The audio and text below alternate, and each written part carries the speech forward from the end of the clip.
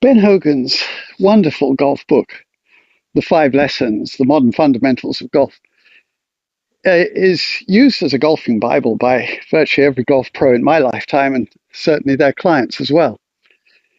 Now, in it, he talks about how the hands should operate as they approach the ball. And the words pronate and supinate come up. And this is definitely worth a little more conversation in the pub.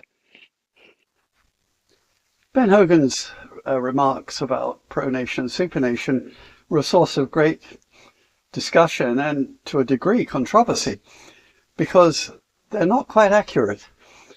The term that he used, which was to supinate the wrist, or the less preferred variant, which was to pronate it, are not accurate. The real description is flexion and extension.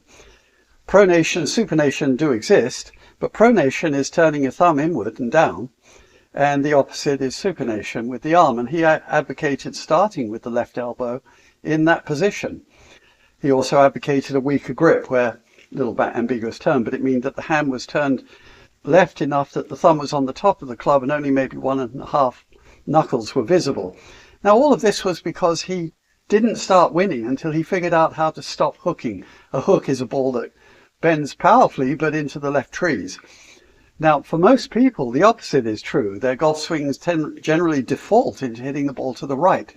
So throughout my 50-odd years of teaching golf, I have generally found that it's better for people to hit in such a way that the ball goes powerfully left, and let me try to work that back into play rather than inch our way out of the right trees. So I find left to be better.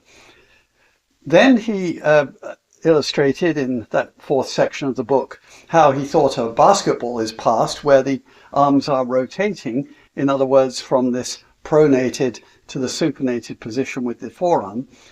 And he advocated also that the swing would be what is called in-to-out, meaning that the plane of the swing, a two-dimensional object, where the base of that flat plane is on the line from the target through the ball to infinity, but that the downswing would be shifted so that that base of that plane went through the ball to the right of the target.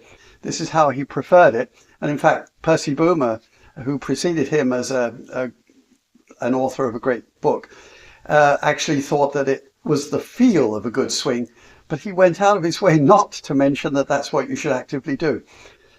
So in this position with a weak grip and the elbow looking down, it's pretty inevitable that you get to the top of the swing with this position where the knuckles of the left hand are folded back toward where the wristwatch would be. It's called, a little ambiguously, cuppy. And as a consequence of that and the grip, the club face is hanging straight down from the shaft more, what Lee Trevino a couple of generations later called washing on a line. Now, there's only really one champion whom I can think of who does it that way, or even remotely that way, and that's Geoff Ogilvy from Australia. He was the 2006 US Open champion. So if you arrive at the top of the swing in this position and you swing into out, you're going to have to uncock your wrist very early to square up the club. And that's what we're trying to do, apply force and do it with a club face that's squaring. It's clearly not square at that point. Now, Ben Hogan, even though he said that you should swing into out, was applying force the way that an upside down trebuchet does, and it's slightly tilted because obviously our shoulders are this side of the ball. As you apply force, you're pulling the left side of your body with great power away from the ball, and the club is being allowed to turn to the left. Now, if you do it with the wrist in the position he didn't like, then you would end up mishitting the ball, either hitting fat or thinning it, and certainly with a club that's left open. So he found, rightly, that you would arrive with the wrists in this position because we're really trying to drive the ball along, let the club do the lifting work. And we don't want to hook, but we do want to have the club turning left. So I would suggest that for most people, you adopt a slightly stronger grip where the thumb's slightly right of center and maybe 2 to 2.5 knuckles are visible, that the left elbow be, as I call it, bias, where it's looking out at the target, and that you, even during the backswing, ensure that you arrive at the top of the swing with the back of the left hand flat and the face of the club more paralleling the left forearm. This is nowadays called square. In fact, some of the modern champions get into a hyper flexed position like this. Supinated, as Ben Hogan called it, position even during the backswing.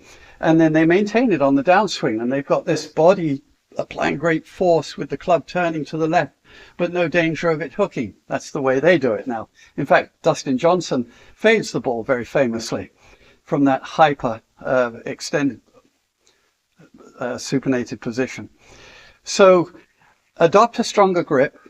Keep your wrist hinged as long as you can. And remember, your job's to drive the ball along toward the target, but with the club naturally turning this way. And don't worry about swinging into out. I think that the downswing is a descending spiral, but it may feel into out because the shoulder is pulling back. And as a consequence, the hands are trailing the body much more than they were on the backswing.